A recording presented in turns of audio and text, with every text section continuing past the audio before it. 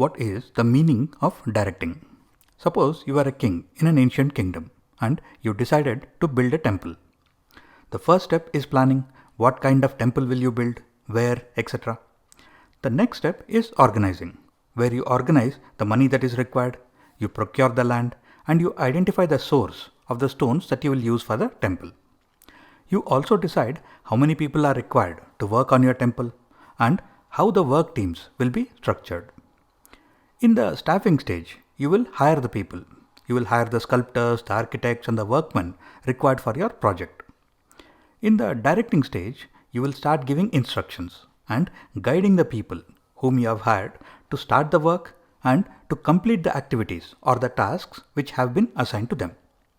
The process of directing can be observed in everyday situations, like when a manager is managing some employees, or a teacher is teaching some students, or a director is directing some actors in some movie shootings. So, the primary goal of directing is to achieve the predetermined objectives by working as per the plans which have been decided in the planning stage. Directing is a very broad concept. It includes instructing, guiding, and counseling people to achieve organizational goals.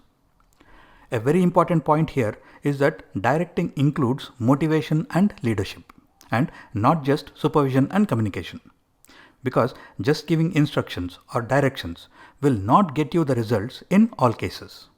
Managers have to keep the employees motivated and lead them on a day-to-day basis. So, directing is a key or an important managerial function that is essential throughout the life of an organization. Now, what are the main characteristics of directing?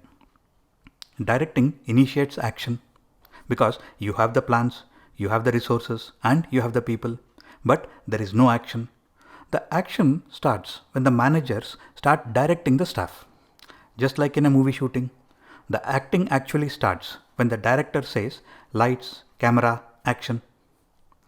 Directing occurs in every management level because all managers, from the topmost executives to the supervisors, engage in directing as a part of their day-to-day activities. Directing is a continuous process because it persists and continues throughout the life of the organization, regardless of the managerial changes. Directing stops only when the organization becomes defunct or dead. Directing flows from the top to bottom.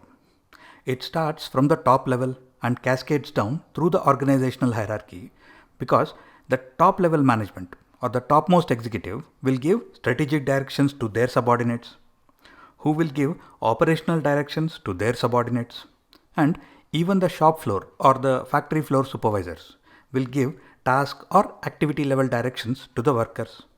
So, directions flow from the top, which is the topmost parts of the management, to the bottom, that is the lowest level workers in the organization.